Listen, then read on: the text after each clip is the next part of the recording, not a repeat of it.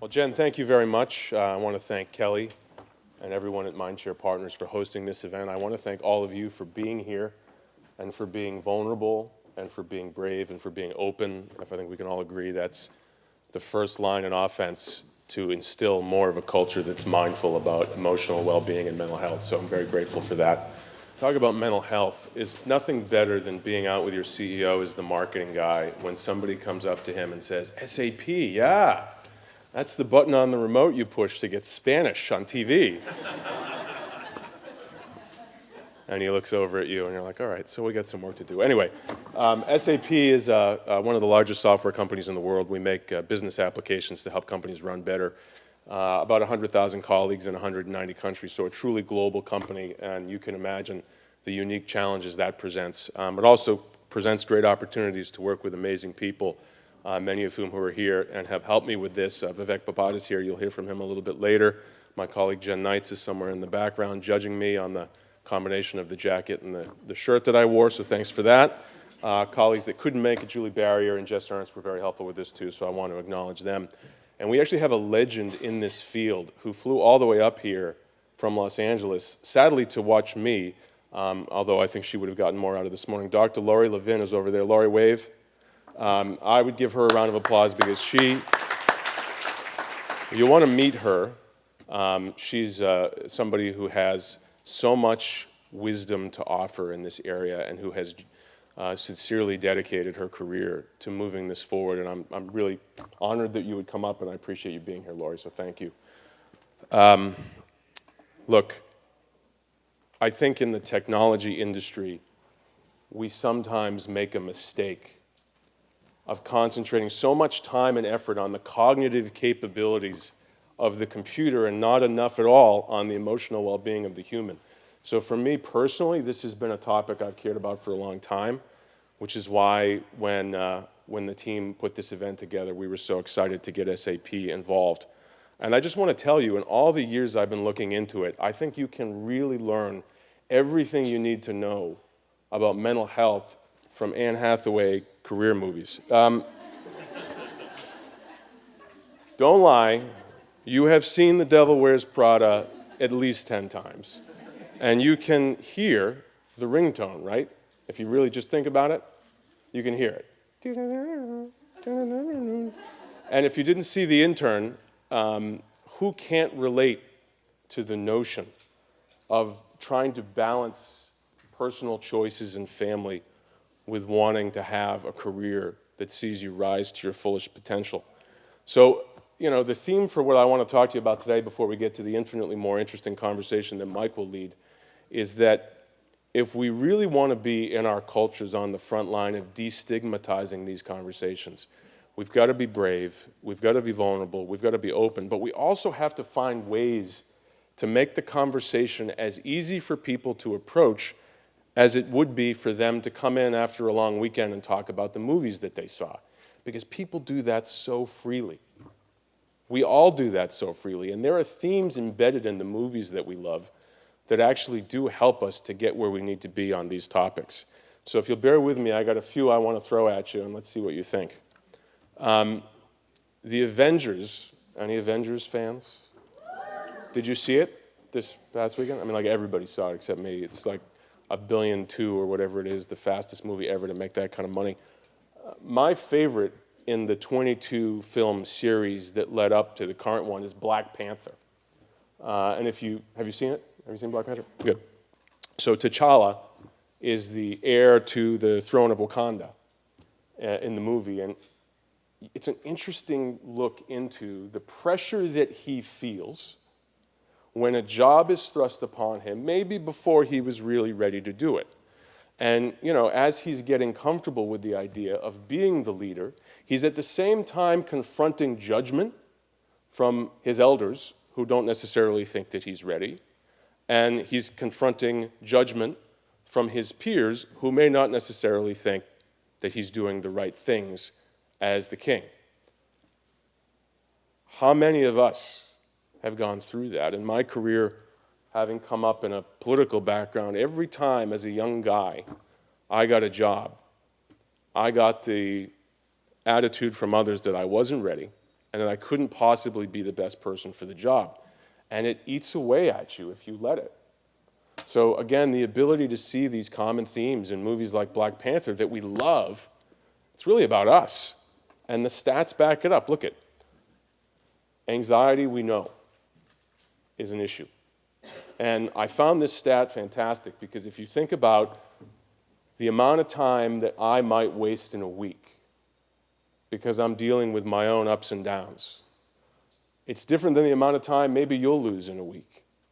Maybe we're spacing out on Amazon Prime. I just took a Disney cruise, and I literally can't stop looking at the itineraries for the next one because it's my respite. I can't wait. But it's time burned trying to get away from the stress and the anxiety and the fear.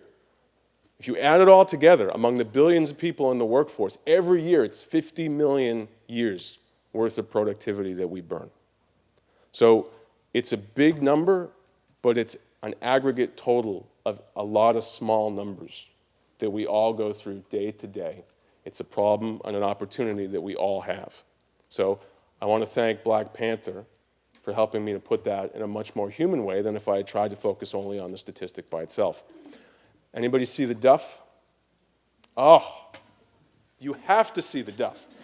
Okay, so the lead character in I don't want to give away too much because you want to see the movie.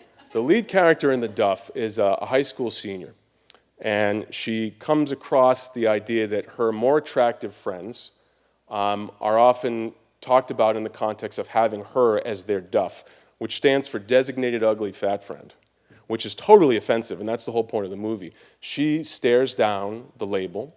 She stares down the burden of constantly being talked about behind her back. She stares down the burden of bullying, in particular, the cyberbullying aspect. And if you look at the numbers, a lot of people do. 4 in 10 have actually experienced it, and double that, 80% know it's a big problem. And at work, I don't know if you've used Blind or other apps like it, it's now possible for people to go online and talk anonymously about what's happening in the workplace. And you know what the consequence of that is? I don't know if you've ever looked at the comments on a New York Times story about politics. They're so nasty. And we're getting that more into the workplace. The language that people feel comfortable using, jerk, loser, worthless, waste of time, waste of life. It's like, when in this country did it become so easy to stand up and talk badly about people in that way? Don't answer that. I know what the answer is. I don't want to get political. But look, it's a serious issue. And if we're going to talk about people's mental health and emotional well-being, we've got to be willing to confront that it's a lot harder to find kindness these days. And it's a lot harder for people who feel like they have something going on in their job or in their life to not have that thrown back in their face on an almost constant basis. And now, unfortunately, thanks to technology, it's easy for people to do that anonymously. So that's a serious issue that we've got to fight. The Family Man is a bit of an older film. And by older, I mean like, what, late 1990s. Have you seen, this is Nicolas Cage. It's Nicolas Cage. He's in a couple holiday films. This one's like Con Air meets Christmas Carol. Nicolas Cage, among the many actors who can scream indiscriminately in a movie for no reason, he's my favorite. He can just yell, yell, yell. The point of the movie, it's a little bit of a spin on Christmas Carol. He basically is a successful private equity manager in New York who has lived his entire professional life totally focused on the career. And at some point, he meets somebody who gives him the magic potion, and he has to go back, and he has to look at what his life would have been like if he chose love and family. And so it follows him on the journey between confronting what he missed by going all career and what he has. And it's a fascinating look. And I watch the movie every year, and again, how many of us, again, in a hyper-competitive career environment, how many of us sit back and say, I should have done that. I should have gone there. I shouldn't have done that. I shouldn't have left. We all face it. I went through a career transition earlier in my life that for years after, I would dream about because I felt like it was deep down a mistake that I didn't do it. And eventually you get over it, but again, we all confront those choices. And in The Family Man, the focus was on balance, which again I find interesting from a statistical point of view. It's one of the great talking points that's out there, right? And we prioritize balance over money. Right? We all have heard that before. And, the stats will bear it out that people say it's as important or more than money. But at the same time, in another study I saw, so many of us are on our devices after 10 p.m. So it's like we love to talk that talk. None of us really walk that walk. So it's, once again, a pressure that we're putting on ourselves that contributes significantly to the pressure and the stress and the anxiety that we feel. And if you're looking for a red thread in all of this, allow me to present the villain, in my view. 2,600 times a day, according to one study, we touch the device, which is disgusting when you think about it. It probably happens in the bathroom more than any of us would want to admit. Come on. Some of you may be smart and don't do it, but I've seen many devices on display in the men's room. It's really disgusting. There is a direct correlation, make no mistake, between the rise in the device and our sensitivity to the mental health consequences that we face at work. My parents, both who worked full-time, both in stressful jobs, could leave it at work. We can't. And increasingly, we don't have the self-control or the discipline to put it down.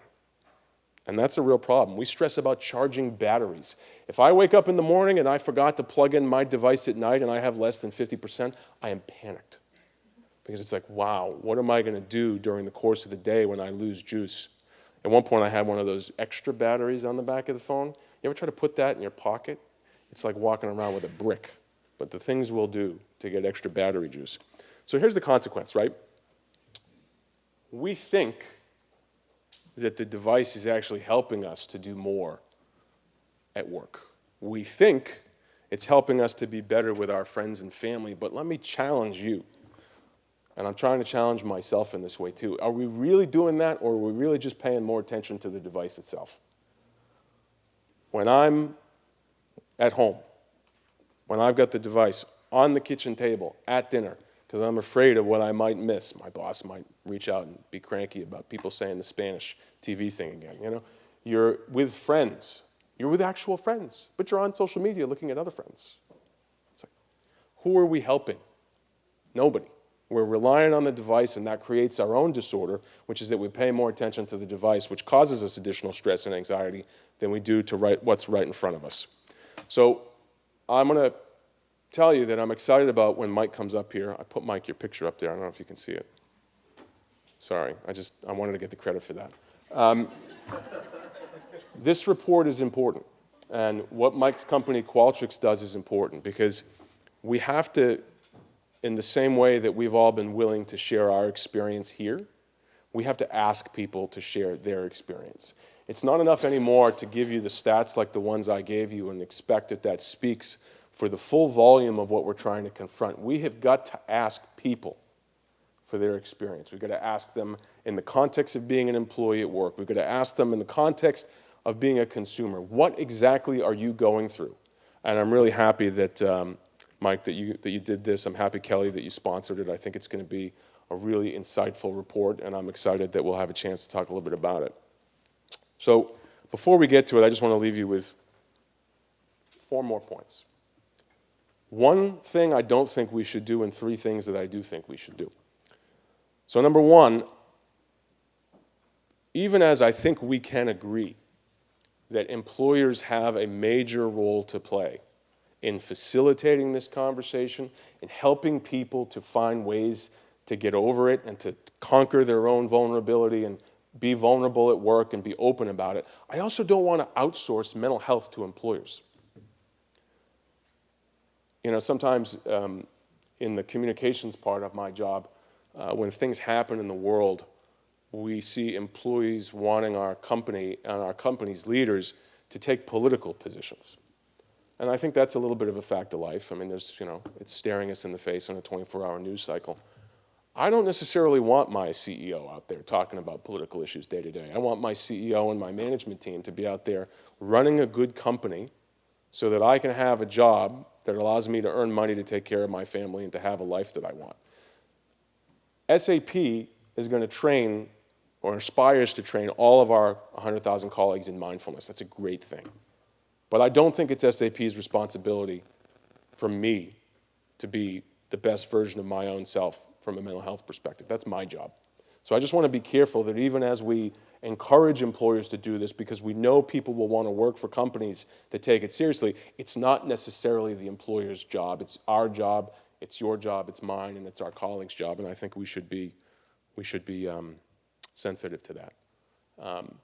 Incidentally, Vivek, I tried to make that guy look like you, so your picture is also in my presentation, so I want credit for that. You're welcome. Look, we talked about the device. I think that in terms of things we can do, the three things. Number one, we can admit the device is part of the challenge, but we can also admit that the device is part of the solution too. And I use 10% Happier, to get time to myself, Headspace, and Lori just showed me HERE meditation, H-E-R-E, which again, when you meet her after this, is changing my view on what a device can do to help refresh the mind. So I think that it would be wrong for us to just look at the device and say it's the problem, because in reality, just like anything else, the device can be part of the solution too, and we should embrace the innovations that are happening on the device that help us to take control of these situations and improve our own mental health. Number two, in the context of the duff, we should be kind. I had the chance a couple of years ago to meet a fantastic young woman by the name of Trisha Prabhu, and she created an app called Rethink Words, and it was designed to help combat the plague of cyberbullying at the adolescent level. And basically what the app does is you download it and you can go onto any social platform and type something. And if the AI in her app senses that what you're typing could be hurtful or offensive to somebody else, it simply asks you if you're sure you want to say it. And Trisha has shown in her early results that when you actually give young people the chance to think twice before they say something offensive, they actually will rethink it. So if Trisha can come up with a platform that kids in middle school and high school are actually using to stop or at least slow the plague of cyberbullying, certainly we can find similar ways in the workplace to encourage our colleagues to be more careful with their word choice and to be more kind to each other. Because there's really no substitute for that at a time where there's plenty going on in the world to stress us out. Being in some sort of a confrontation with somebody at work who just decided to revert to name calling or poor word choice isn't one of them. And third, I think part of this is asking for the help we need. I said I didn't think it should be the employer's job to do all of this. I think it should be our job to do some of this. You can go on websites like Good Therapy and put in your zip code, and it'll tell you all the different mental health service providers who are nearby, and makes it very easy to make an appointment to see somebody. Why are we willing to accept that once a year you got to have a physical if there's nothing wrong with you, when we find it weird that we would go see somebody in the mental health context?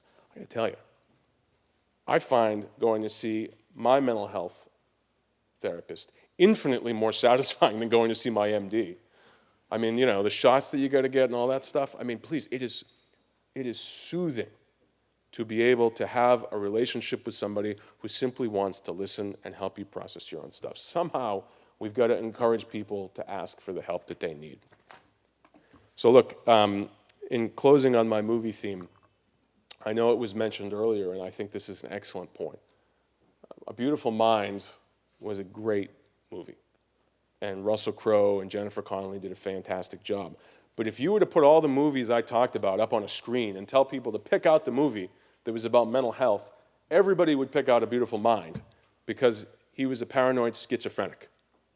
And he confronted and persevered and moved himself from the harsh treatment at that time for that condition all the way to lecturing at Princeton and winning the Nobel Prize. The reality is, we've got to change the tone of the conversation, as so many of you have today. Black Panther, The Devil Wears Prada, Family Man, The Duff, those movies are about mental health.